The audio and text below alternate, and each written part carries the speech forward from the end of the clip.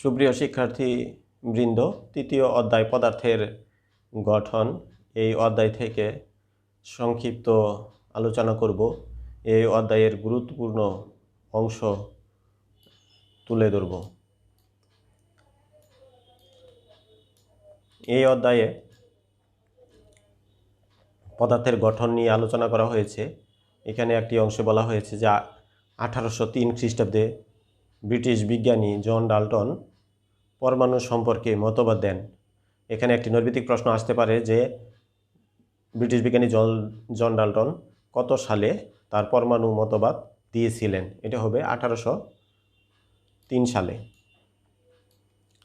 সুপ্রিয় শিক্ষার্থীবৃন্দ, এই অধ্যায়ের গুরুত্বপূর্ণ অংশগুলো যেগুলো তোমাদের এমসিকিউ এবং সিকিউ অংশে আসে সেই বিষয়গুলো এখানে তুলে ধরব। এখানে তোমাদের বইয়ের এই 37 পৃষ্ঠায় মৌলিক ও যৌগিক পদার্থ নিয়ে এখানে আলোচনা আছে। মৌলিক পদার্থ কি, এটা তোমাদের জ্ঞানমূলক প্রশ্নে আসতে পারে। মৌলিক পদার্থ হলো যে পদার্থকে ভাঙলে ওই পদার্থ ছাড়া অন্য কোনো পদার্থ পাওয়া যায় না, সেটা হলো মৌলিক পদার্থ। এ পর্যন্ত 118টি মৌলিক পদার্থ আবিষ্কৃত হয়েছে। এখান থেকে একটা প্রশ্ন তোমাদের অনেক সময়ই আসে যে আমাদের শরীরে কত ধরনের বিভিন্ন মৌল রয়েছে। এখানে 26 ধরনের মৌলিক পদার্থ আমাদের শরীরে আছে। মানুষের শরীরে 26 ধরনের মৌলিক পদার্থ দিয়া গঠিত হয়েছে। যৌগিক পদার্থ, যৌগিক পদার্থ বলতে আমরা কি বুঝি? যৌগিক পদার্থ হলো যে পদার্থকে ভাঙলে এক বা একাধিক মৌলিক পদার্থ পাওয়া যায়, সে পদার্থকে যৌগিক পদার্থ বলে। যেমন পানি একটি যৌগিক পদার্থ, কার্বন ডাইঅক্সাইড একটি যৌগিক পদার্থ, সালফিউরিক অ্যাসিড একটি যৌগিক পদার্থ। এখানে আরেকটি প্রশ্ন আছে যে পানির অণুতে হাইড্রোজেন এবং অক্সিজেনের অনুপাত, পরমাণুর সংখ্যার অনুপাত কত? এটা 2:1। এটা তোমাদের নৈর্ব্যক্তিক প্রশ্নে আসতে পারে। এখন আলোচনা করব পরমাণু এবং অণু নিয়ে। তোমাদের জ্ঞানমূলক প্রশ্নে পরমাণু কাকে বলে এখানে পরমাণু সংজ্ঞা দেওয়া আছে। পরমাণু হলো মৌলিক পদার্থের ক্ষুদ্রতম কণা যার মধ্যে মৌলের গুণাগুণ থাকে এবং 2 বা 2-এর অধিক সংখ্যক পরমাণু পরস্পরের সাথে রাসায়নিক বন্ধনের মাধ্যমে যুক্ত থাকে, তাহলে তাকে অণু বলে। তাহলে এখানে তোমাদের জ্ঞানমূলক প্রশ্ন আসতে পারে যে পরমাণু কাকে বলে, অণু কাকে বলে, অথবা পরমাণু কি, অণু কি। এটা তোমাদের সৃজনশীল প্রশ্নের ক নাম্বারে থাকতে পারে। এছাড়া তোমাদের অনুধাবনমূলক প্রশ্ন যেটা খ নাম্বারে থাকে, পরমাণু ও অণুর মধ্যে পার্থক্য আসতে পারে। তাহলে তোমরা এখানে পার্থক্য হিসাবে দুইটা সংজ্ঞা দিয়ে দিতে পারো এবং অণু এবং পরমাণুর উদাহরণ দিয়ে দিতে পারো। তাহলে তোমাদের এখানে দুইটি পার্থক্য দিলেই হবে। এরপরে এখানে কার্বন ডাইঅক্সাইডের একটি অণু আছে। কার্বন ডাইঅক্সাইডের এই অণুতে কার্বনের যোজনী কত? এখানে কার্বন ডাইঅক্সাইড অণুতে কার্বনের যোজনী হলো এখানে 4। এরপরে আসে মৌলের প্রতীক। মৌলের প্রতীক কাকে বলে? কোনো মৌলের ইংরেজি নামের অথবা ল্যাটিন নামের সংক্ষিপ্ত রূপকে প্রতীক বলে। তাহলে এখানে যেমন হাইড্রোজেনের প্রতীক H দেওয়া আছে, অক্সিজেনের প্রতীক O লেখা আছে, নাইট্রোজেনের প্রতীক N। তাহলে এছাড়া এখানে আরও প্রতীক আছে, যেমন ক্যালসিয়ামের প্রতীক Ca, ক্লোরিনের প্রতীক Cl। তাহলে সুপ্রিয় শিক্ষার্থীবৃন্দ, এখানে কিন্তু এটাও আসে যে প্রতীক লেখার সময় কি কি নিয়ম অনুসরণ করা হয়, অর্থাৎ প্রতীক লেখার নিয়ম বর্ণনা করো। এখানে 3টা নিয়ম আছে। এখানে এ নাম্বারে একটা নিয়ম এখানে লেখা আছে যে ইংরেজি নামের প্রথম অক্ষর দিয়েই প্রতীক প্রকাশ করা হয়। এখানে উদাহরণ এখান থেকে আমরা দিতে পারি। এরপর এখানে কিছু ল্যাটিন নাম আছে। এই ল্যাটিন নামগুলো কিন্তু তোমাদের নৈর্ব্যক্তিক প্রশ্নে আসতে পারে। যেমন এখানে লেডের ল্যাটিন নাম হলো প্লাম্বাম, আয়রনের ল্যাটিন নাম হলো ফেরাম। এভাবে এখানে যে ল্যাটিন নামগুলো আছে এগুলো তোমরা এখান থেকে পড়ে নিবে। এগুলো তোমাদের এমসিকিউ প্রশ্নে আসতে পারে। এরপরে এখানে মৌলের প্রতীক লেখার আরও একটি এখানে নিয়ম আছে। মোট 3টি নিয়ম আছে, ABC। এখানে 3টি নিয়ম লেখা আছে। এই নিয়ম 3টি তোমরা পড়ে নিবে যেন তোমাদের পরীক্ষা আসলে তোমরা মৌলের প্রতীক লেখার নিয়মগুলো লিখতে পারো। এখন সংকেত, পরীক্ষা আসতে পারে সংকেত কি বা সংকেত কাকে বলে। তাহলে কোনো মৌলিক বা যৌগিক পদার্থের অণুর সংক্ষিপ্ত রূপকে সংকেত বলে। তাহলে সংকেত কাকে বলে এটা তোমরা এখান থেকে শিখে নিবা। এখানে যেমন সালফিউরিক অ্যাসিডের সংকেত H2SO4 দেওয়া আছে, হাইড্রোক্লোরিক অ্যাসিডের সংকেত HCl লেখা আছে। তাহলে এখানে কিছু সংকেত আমরা দেখলাম। এরপরে এখানে আছে পরমাণুর ভেতরের কণা। পরমাণুর ভেতরে 3টি কণা থাকে। তাহলে পরমাণু 3টি কণিকা দ্বারা গঠিত। এই কণিকাগুলোকে পরমাণুর মূল কণিকা বলা হয়। তোমাদের এখান থেকে একটা প্রশ্ন আসতে পারে যে পরমাণুর মূল কণিকাগুলোর বর্ণনা দাও। তাহলে এখানে কিন্তু ইলেকট্রনের বর্ণনা এখানে আছে। ইলেকট্রন সম্পর্কে ইলেকট্রনের আধানের পরিমাণ লেখা আছে। আধান কত? -1.60 × 10⁻⁻⁴ -19 কুলম্ব। তাহলে এখানে ইলেকট্রনকে আর কি দিয়ে প্রকাশ করা হয়? ই প্রতীক দিয়ে প্রকাশ করা হয়। ইলেকট্রনের ভর কত? ভর লেখা আছে 9.11 × 10⁻⁻28 গ্রাম। এরপরে ইলেকট্রনের আপেক্ষিক আদান কত? -1। এটা তোমাদের নৈর্ব্যতিক প্রশ্নে আসতে পারে। এবং প্রোটন ও নিউট্রনের তুলনায় ইলেকট্রন কত গুণ ভর কম আছে সেটাও এখানে আছে, 1840 গুণ ভর কম আছে, তাই ইলেকট্রনের আপেক্ষিক ভরকে 0 ধরা হয়। এখন এখানে প্রোটনের বর্ণনা আছে। প্রোটন হলো একটা ধনাত্মক বা পজিটিভ চার্জযুক্ত মূল কণিকা এবং এর প্রকৃত আধান হলো +1.60 × 10⁻⁻19 কুলম্ব। তাহলে এটা তোমাদের নৈর্ব্যতিক প্রশ্নে আসতে পারে যে প্রোটনের আধান কত, এটা আসতে পারে। প্রোটনের ভর কত, এটা নৈর্ব্যতিক প্রশ্নে আসতে পারে। প্রোটনের ভর 1.67। এখানে কিন্তু 67-এর পরে আরেকটা 3 আছে, 3 আমরা দিতে পারবো, সেটার নিচে লেখা আছে যে এখানে দেখো যে প্রকৃত আধানের মধ্যে প্রোটনের প্রকৃত আধান কত? 1.673 × 10⁻24 গ্রাম। এখানে এটা হলো তার প্রকৃত ভর। আর প্রকৃত আধান কত প্রোটনের? 1.60 × 10⁻⁻19 কুলম্ব। তাহলে এখানে আমাদের যে ছকটা আছে, এখানে 3টা মূল কণিকার প্রকৃত আধান এবং 3টা মূল কণিকার প্রকৃত ভর এখান থেকে যদি আমরা পড়ে নেই, তাহলে এটা কিন্তু নৈর্ব্যতিক প্রশ্নে যেমন কাজে লাগবে, সৃজনশীলও কিন্তু আমাদের এখানে কাজে লাগবে। নিউটনের বর্ণনা এখানে সংক্ষিপ্ত আকারে দেওয়া আছে, আমরা এখান থেকে পড়ে নিব। তাহলে যদি পরীক্ষায় আসে যে একটি পরমাণুর মৌলিক কণিকাগুলোর বর্ণনা লিখো বা সংক্ষিপ্ত পরিচয় দাও, তাহলে আমরা কিন্তু এখানে তার মৌলিক কণিকাগুলোর সংক্ষিপ্ত পরিচয় এখানে দিয়ে দিতে পারবো। এরপর তোমাদের এখানে আছে পারমাণবিক সংখ্যা। পারমাণবিক সংখ্যা কাকে বলে? কোনো মৌলের পরমাণুর নিউক্লিয়াসে উপস্থিত প্রোটন সংখ্যাকে ওই মৌলের পারমাণবিক সংখ্যা বলা হয়। অর্থাৎ একটি পরমাণুর নিউক্লিয়াসে যতগুলো প্রোটন সংখ্যা থাকে সেই প্রোটন সংখ্যাই হলো ওই মৌলের পারমাণবিক সংখ্যা। যেমন এখানে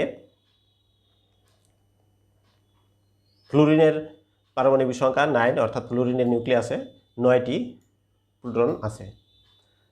পারমাণবিক সংখ্যাকে জেড দিয়ে প্রকাশ করা হয়। এখানে নৈর্ব্যতিক প্রশ্ন আসতে পারে যে পারমাণবিক সংখ্যাকে নিচের কোন প্রতীক দিয়ে প্রকাশ করা হয়? জেড দিয়ে প্রকাশ করা হয়। সুপ্রিয় শিক্ষার্থীবৃন্দ, এখন আমরা ভর সংখ্যা নিয়ে একটু আলোচনা করব। ভর সংখ্যাটা কি? এখান থেকে তোমরা ভর সংখ্যাটা শিখে নিবা। ভর সংখ্যা হলো কোনো মৌলের নিউক্লিয়াসে প্রোটন সংখ্যা এবং নিউট্রন সংখ্যার সমষ্টিকে ভর সংখ্যা বলা হয়। তাহলে এখানে আমরা ভর সংখ্যা সম্পর্কে জানলাম। এখানে সোডিয়ামের ভর সংখ্যা হলো 23, প্রোটন সংখ্যা হলো 11 এবং নিউট্রন সংখ্যা হলো, আমরা বিয়োগ করলে পেয়ে গেলাম 12। তাহলে কোনো মৌলের সংকেতকে এভাবে লেখা হয়, যেমন সোডিয়ামের সংকেত এখানে বামে নিচে 11 লেখা আছে। এখানে এই আমরা এর থেকে বুঝবো যে পারমাণবিক সংখ্যা বা প্রোটন সংখ্যা হলো সোডিয়ামের 11 এবং উপরে বাম পাশে উপরে যে সংখ্যাটা লেখা থাকে এটা হলো ভর সংখ্যা, অর্থাৎ সোডিয়ামের ভর সংখ্যা 23। এভাবে অন্যান্য আরও কিছু মৌলিক পদার্থকে এখানে সংক্ষেপে লেখা আছে, যেমন লিথিয়াম বামে লেখা আছে 37। এখানে 3 দ্বারা বোঝায় লিথিয়ামের পারমাণবিক সংখ্যা 3, অর্থাৎ এখানে প্রোটন সংখ্যা 3, অর্থাৎ ইলেকট্রন সংখ্যাও 3 এবং এখানে ভর সংখ্যা লিথিয়ামের ভর সংখ্যা হলো 7। পরীক্ষায় এখানে একটা অনুধাবনমূলক প্রশ্ন আসতে পারে যে লিথিয়াম 37 বলতে কি বোঝায়? তাহলে এখানে আমরা লিথিয়ামের পারমাণবিক সংখ্যা কত, প্রোটন সংখ্যা কত, ইলেকট্রন সংখ্যা কত এবং ভর সংখ্যা কত এবং এটা 7 থেকে 3 বিয়োগ করে নিউটন সংখ্যা, এগুলো আমরা বলে দিব। তাহলে এখানে এই প্রতীক দ্বারা আমরা কি বুঝি সেটা আমাদের বলা হয়ে যাবে।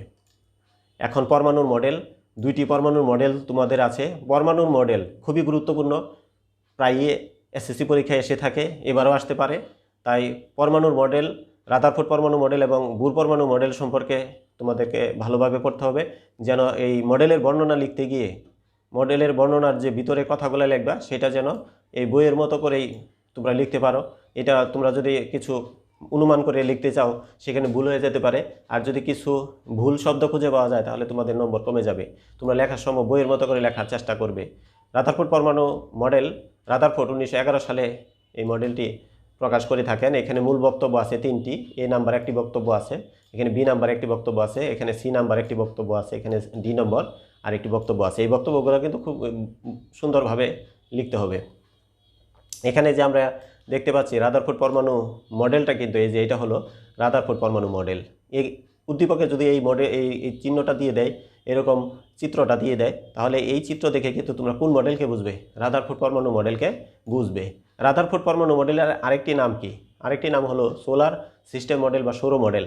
তোমাদের এমসিকিউ প্রশ্নে আসতে পারে যে সোলার সিস্টেম মডেল বা সৌর মডেল নিচের কোন মডেলকে বলা হয়? তাহলে এটা আমরা উত্তর দিব রাদারফোর্ড পরমাণু মডেল। রাদারফোর্ড পরমাণু মডেলের কিছু সীমাবদ্ধতা রয়েছে। সীমাবদ্ধতা মানে হলো এখানে যে ত্রুটি বিচ্যুতিগুলো এই মডেলে রয়েছে সেই ত্রুটি বিচ্যুতিগুলোকে রাদারফোর্ড পরমাণু মডেলের সীমাবদ্ধতা বলা হয়। রাদারফোর্ড যে পরমাণু মডেলটা দিয়েছিলেন সেটাতে বেশ কিছু ত্রুটি পরিলক্ষিত হয়েছিল। এখানে আমরা কয়টা ত্রুটি আছে, এখানে এ নাম্বার একটা ত্রুটি আছে, বি নাম্বার একটা ত্রুটি আছে, সি নাম্বার একটা ত্রুটি আছে, ডি নাম্বার একটা ত্রুটি আছে। এই ত্রুটিগুলো পরীক্ষায় যদি আসে সীমাবদ্ধতা বা ত্রুটিসমূহ বর্ণনা করার জন্য, এখানে বইয়ে যেভাবে আছে আমরা কিন্তু এভাবে লেখার চেষ্টা করব। বইয়ের কথাটা আমরা এমনভাবে লিখবো যেন অর্থটা একই হয়ে যায়, তাহলে এখানে অর্থের কিন্তু বিকৃতি করা যাবে না।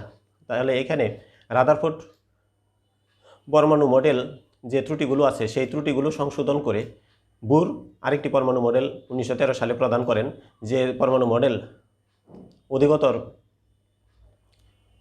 সঠিক। এখানে এই বুর পরমাণু মডেল যে বক্তব্যগুলো আছে, এখানে এ নাম্বার একটি বক্তব্য আছে এবং এই মডেলের মাধ্যমে যে কক্ষপথের সম্পর্কে সুস্পষ্ট ধারণা আছে, ইলেকট্রনগুলো কীভাবে ঘুরে সেই সম্পর্কে বলা আছে। এখানে বি নাম্বার আরেকটি বক্তব্য আছে বুর পরমাণু মডেলের, সেখানে কৌণিক ভরবেগ সম্পর্কে ধারণা পাওয়া যায়। কৌণিক ভরবেগ যদি নির্ণয় করতে বলে পরীক্ষায়, তাহলে তোমরা কিন্তু MBR এর মান বের করবে।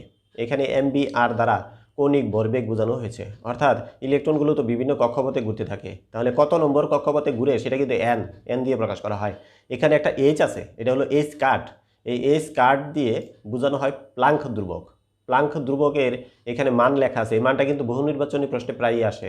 6.626 into 10⁻⁻34 metre square kg per second. এই মিটার স্কোয়ার কেজি পার সেকেন্ডকে কিন্তু জুল সেকেন্ড বলা যায়।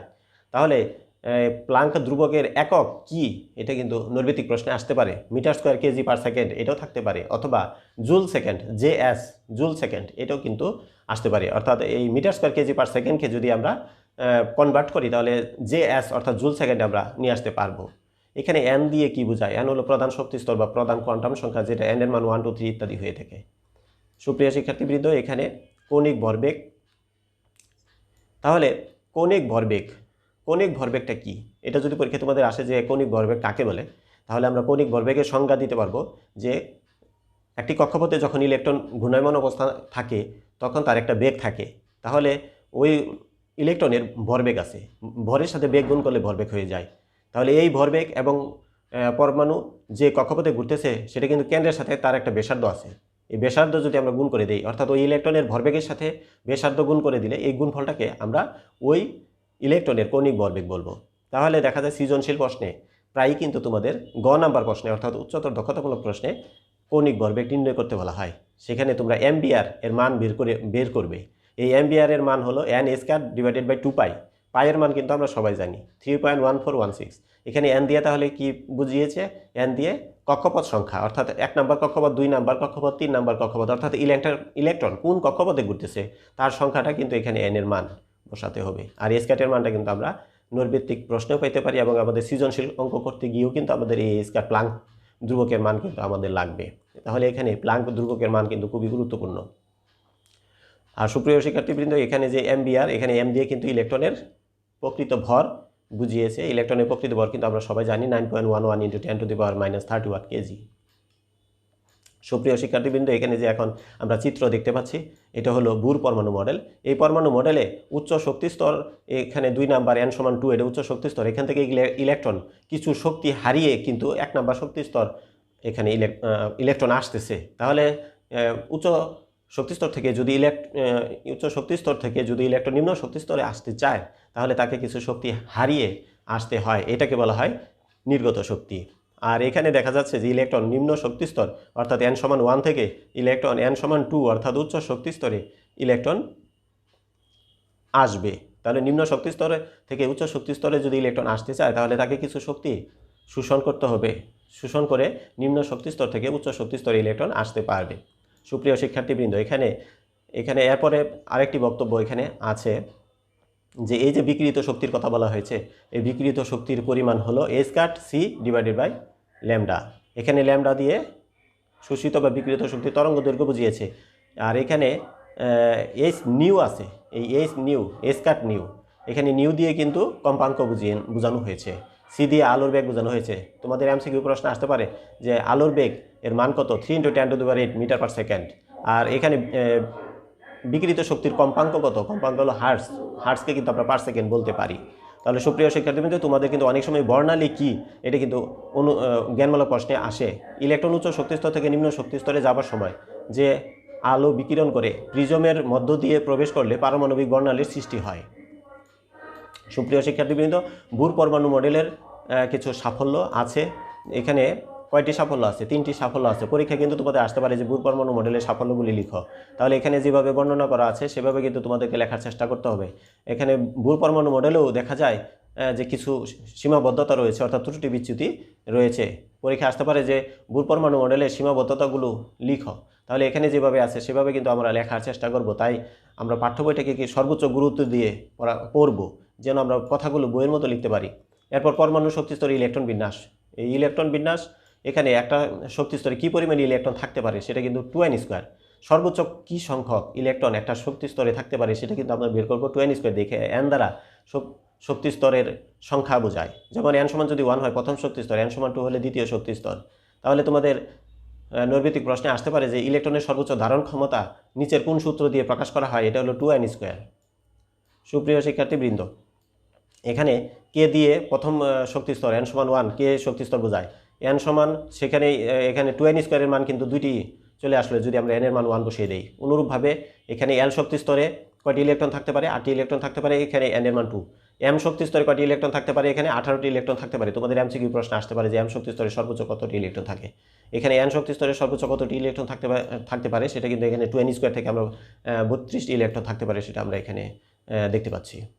সুপ্রিয় শিক্ষার্থীবৃন্দ, এখানে তোমাদের ইলেকট্রন বিন্যাস কে এল এম এন বিভিন্ন শক্তিস্তর কোন শক্তিস্তরে কয়টি ইলেকট্রন থাকে এখানে ইলেকট্রন বিন্যাস করে দেখানো হয়েছে। যেমন বেরিলিয়ামের ইলেকট্রন বিন্যাস, কে শক্তিস্তরে 2টি ইলেকট্রন থাকে, এল শক্তিস্তরে 2টি ইলেকট্রন থাকে। এভাবে এখানে তোমাদের প্রথম 30টি মৌলের ইলেকট্রন বিন্যাস দেখানো হয়েছে। তোমাদের এমসিকিউ প্রশ্নে আসতে পারে যে সোডিয়াম পরমাণুর এম শক্তিস্তরে কয়টি ইলেকট্রন থাকে। এখানে এম শক্তিস্তরে এটা হলো কে শক্তিস্তর, এটা এল শক্তিস্তর, এটা এম শক্তিস্তর। এম শক্তিস্তরে 1টি ইলেকট্রন এখানে আছে। তাহলে সুপ্রিয় শিক্ষার্থীবৃন্দ, এখানে যে 30টি মৌলের ইলেকট্রন বিন্যাসে কোন শক্তিস্তরে কয়টি ইলেকট্রন থাকে এটা কিন্তু নৈর্ব্যতিক প্রশ্নে বারবারই আসে। যেমন এখানে আমরা দেখতে পাচ্ছি কে এল এম এন 4টি শক্তিস্তর আছে এবং এখানে পারমাণবিক সংখ্যা আছে। আমরা যদি এখন ক্রোমিয়ামের ক্ষেত্রে চলে আসি, ক্রোমিয়ামের পারমাণবিক সংখ্যা কিন্তু এখানে 24। তাহলে এখানে একটা নৈর্ব্যতিক প্রশ্ন হতে পারে যে ক্রোমিয়ামের এম শক্তিস্তরে কয়টি ইলেকট্রন থাকে। এখানে আমরা দেখতে পাচ্ছি ক্রোমিয়ামের এম শক্তিস্তর, ক্রোমিয়াম হলো এখানে এখানে 24 ক্রোমিয়াম।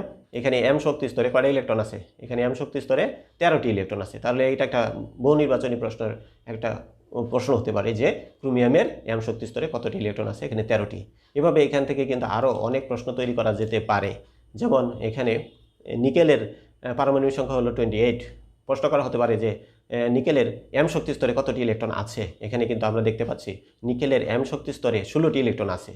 তাহলে এখানে আসতে পারে কোবাল্টের পারমাণবিক সংখ্যা হলো 27। এখানে আসতে পারে যে এখানে এম শক্তিস্তরে কোবাল্টের এম শক্তিস্তরে কতটি ইলেকট্রন আছে।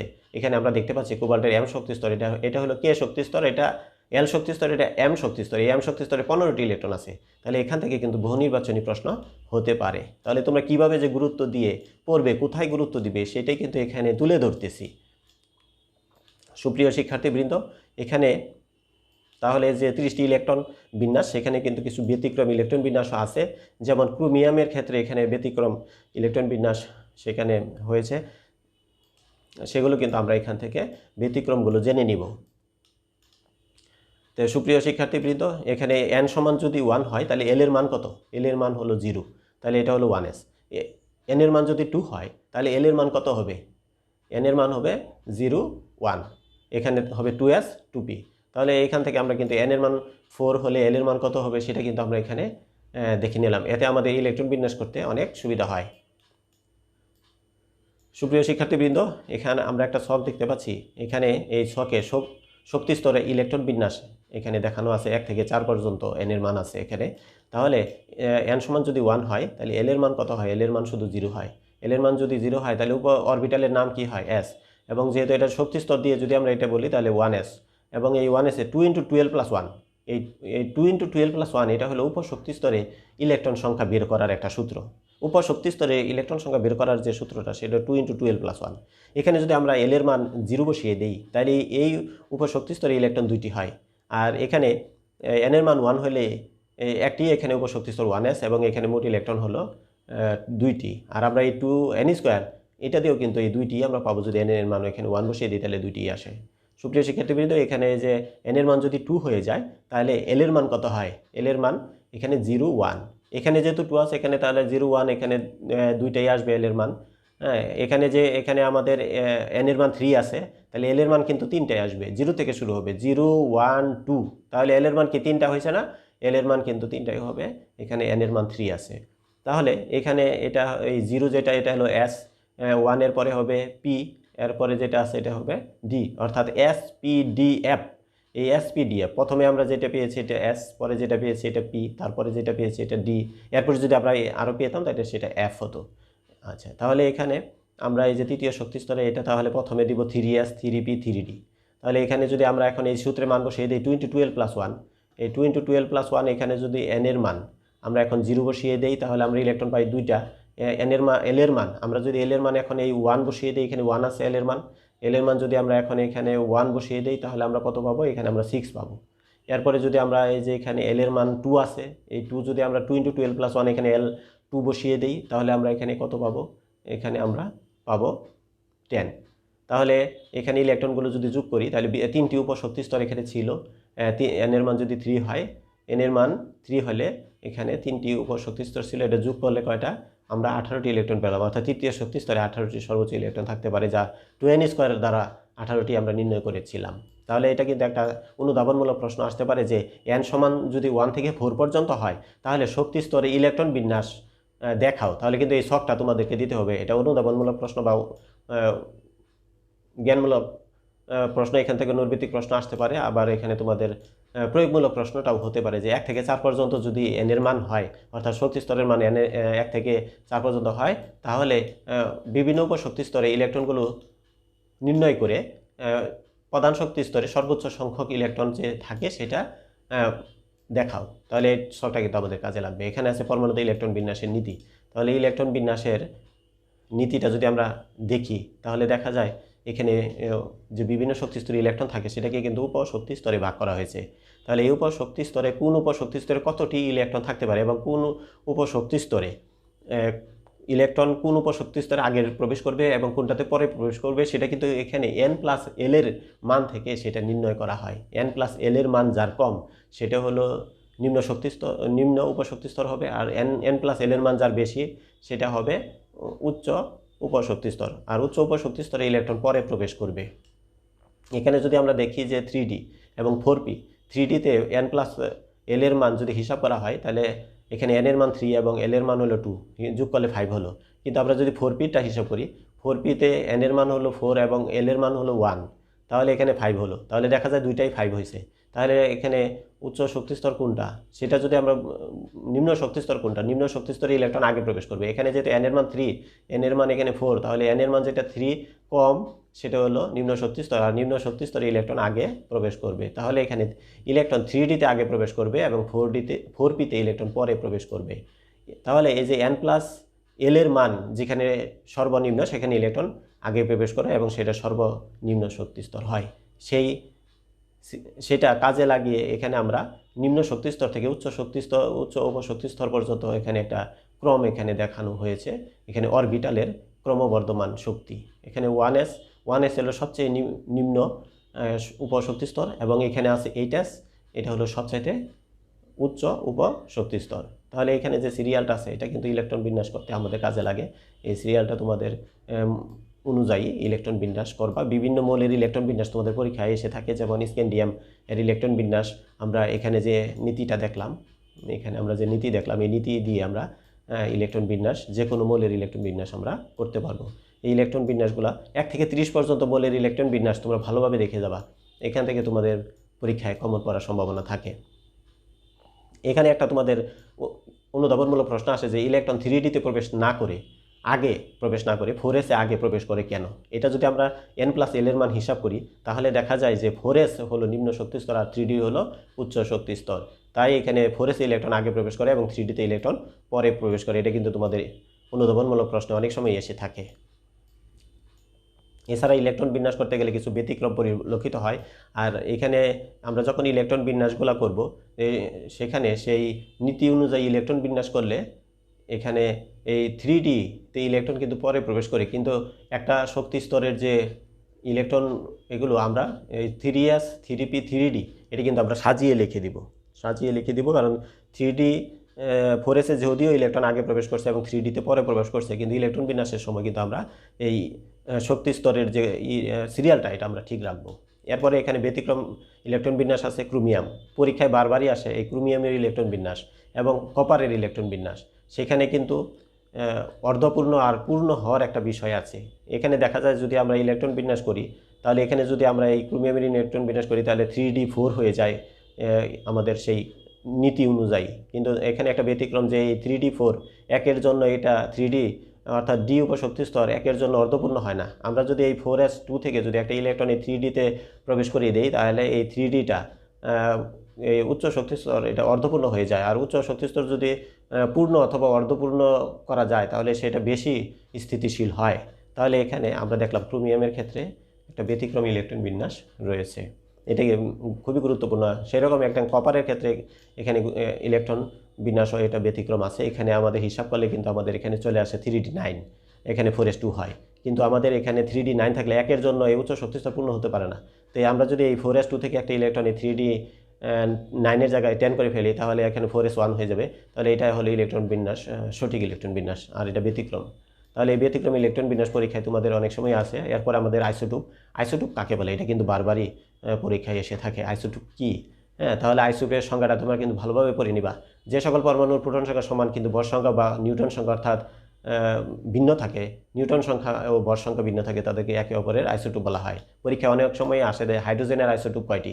হাইড্রোজেনের আইসোটুপ কিন্তু 7টি। এর মধ্যে প্রথম 3টি হলো প্রকৃতিতে পাওয়া যায় আর পরে 4টি ল্যাবরেটরিতে তৈরি করা হয়। সুপ্রিয় শিক্ষার্থীবৃন্দ, এখানে হাইড্রোজেনের যে 3টি আইসোটুপ, প্রথম আইসোটুপ যেটা প্রকৃতিতে পাওয়া যায় তার কিন্তু নাম আছে। হাইড্রোজেনের যেমন ভর সংখ্যা যদি 1 হয় তাহলে এটা প্রোটিয়াম, ভর সংখ্যা যদি 2 হয় তাহলে এটা ডিউটেরিয়াম, এবং হাইড্রোজেনের ভর সংখ্যা যদি 3 হয় তাহলে এটার নাম হলো ট্রিটিয়াম। তাহলে এটা তোমাদের অনেক সময় আসে যে ডিউটেরিয়ামের ভর কত। এখানে সুপ্রিয় শিক্ষার্থীবৃন্দ আমরা দেখতে পাচ্ছি এখন এখানে আপেক্ষিক পারমাণবিক ভর পরীক্ষায় আসে। আপেক্ষিক পারমাণবিক ভর কাকে বলে এটা তোমরা সংজ্ঞাটা এখান থেকে পড়ে নিবা। এখানে তোমাদের এমসিকিউ প্রশ্ন আসতে পারে যে ফ্লুরিনের একটি পরমাণুর ভর কত? 3.16 × 10⁻23 গ্রাম। এটা তোমাদের এমসিকিউ প্রশ্ন আসতে পারে। অ্যালুমিনিয়ামের একটি পরমাণুর ভর কত? এখানে দেওয়া আছে 4.482 × 10⁻23 গ্রাম। তাহলে এটা কিন্তু তোমাদের এমসিকিউ প্রশ্নে আসতে পারে। এরপরে এখানে লেখা আছে যে কার্বন 12 আইসোটুপের ভরের পারমাণবিক ভরের 12 একাংশের ভর কত? 1.66 × 10⁻24 গ্রাম। এটা তোমাদের বহু নির্বাচনী প্রশ্নে আসে এবং সৃজনশীল প্রশ্নের উত্তর দেওয়ার জন্য কিন্তু এই মানটা আমাদের দরকার হয়। এখানে আপেক্ষিক পারমাণবিক ভর কাকে বলে সেটার কিন্তু একটা অনুপাতকেই কিন্তু এখানে বলে। অনুপাতটা কি? তাহলে মোলের একটি পরমাণুর ভর ও একটি কার্বন 12 আইসোটুপের ভরের পারমাণবিক ভরের 12 একাংশের ভর, এই দুইয়ের অনুপাতকে আপেক্ষিক পারমাণবিক ভর বলা হয়। এটাই হলো আপেক্ষিক পারমাণবিক ভর। তাহলে এখানে পরীক্ষায় কিন্তু আপেক্ষিক পারমাণবিক ভর নির্ণয় করতে আসে। এখানে অ্যালুমিনিয়ামের আপেক্ষিক একটি পরমাণুর ভর দেওয়া আছে, প্রশ্নে ভর দেওয়া থাকে, একটি পরমাণুর ভর দেওয়া থাকে। যদি একটি পরমাণুর ভর দেওয়া না থাকে তাহলে আমরা কিন্তু একটি পরমাণুর ভর বের করে নিতে পারবো। আমরা কিভাবে একটি পরমাণুর ভর বের করতে পারি? যেমন সোডিয়ামের কথা বলি। সোডিয়ামের নিউক্লিয়াসে কি রয়েছে? 11টি প্রোটন রয়েছে, 12টি নিউট্রন রয়েছে। আমরা কিন্তু একটি প্রোটনের ভর জানি, আমরা কিন্তু একটা নিউটনের ভর জানি। তাহলে আমরা কি 11টি প্রোটনের ভর 11 দিয়ে গুণ করে, প্রোটনের ভরকে আমরা 11 দিয়ে গুণ করে 11টি প্রোটনের ভর বের করব। আর আমরা একটা নিউটনের ভর জানি, একটা নিউটনের ভরকে আমরা 12 দিয়ে গুণ করে 12টি নিউটনের ভর আমরা বের করে যদি যোগ করে দিই তাহলে কিন্তু একটি সোডিয়াম পরমাণুর ভর বের করতে আমরা পারবো।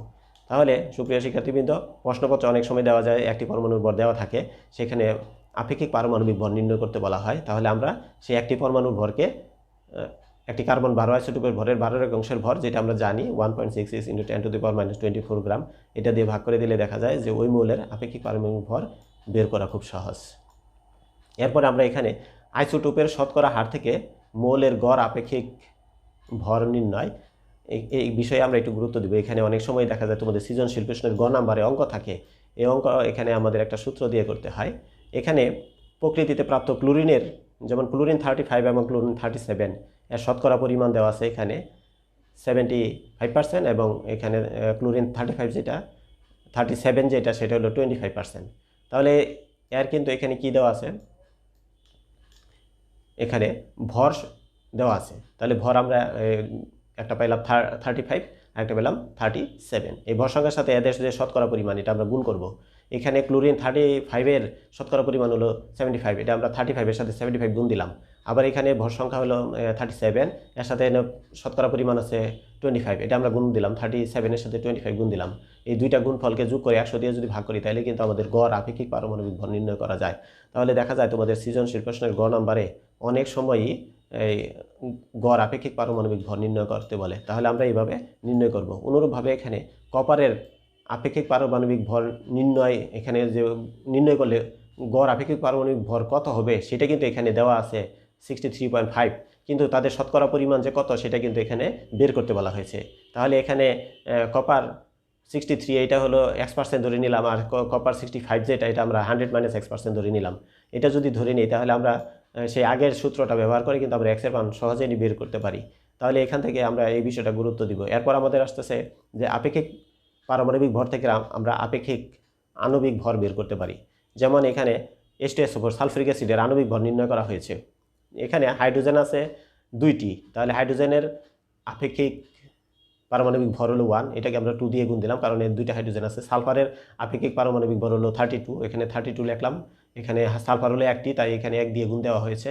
এরপরে অক্সিজেনের আপেক্ষিক পারমাণবিক ভর হলো 16, এই 16কে আমরা এখানে 4 দিয়ে গুণ দিলাম, তাহলে এখানে আমাদের 98 চলে আসলো। তাহলে সালফিউরিক অ্যাসিডের আপেক্ষিক পারমাণবিক ভর হলো কত, 98। তাহলে এইভাবে আমরা আপেক্ষিক পারমাণবিক ভর যদি কোনো সংকেতের পরমাণু সমূহ দিয়ে গুণ করে আমরা সেই গুণফলগুলো যোগ করে দিই তাহলে কিন্তু আমাদের আপেক্ষিক আণবিক ভর নির্ণয় করে ফেলতে পারি। এভাবে আমরা যে কোনো সংকেতের আপেক্ষিক আণবিক ভর আমরা এখান থেকে বের করতে পারবো। সুপ্রিয় শিক্ষার্থীবৃন্দ, এখন এখানে আছে আমাদের তেজস্ক্রিয় আইসোটোপ ও তাদের ব্যবহার। এখন তেজস্ক্রিয় আইসোটোপ, যেসব আইসোটোপ থেকে অজানা রশ্মি বের হয় সেই আইসোটোপগুলো এখানে তেজস্ক্রিয় আইসোটোপ। এই তেজস্ক্রিয় আইসোটোপ এখন পর্যন্ত 3000 সংখ্যক থেকে বেশি আইসোটোপ সম্বন্ধে আমরা জানতে পেরেছি। এর মধ্যে অনেক আইসোটোপই তেজস্ক্রিয় রয়েছে।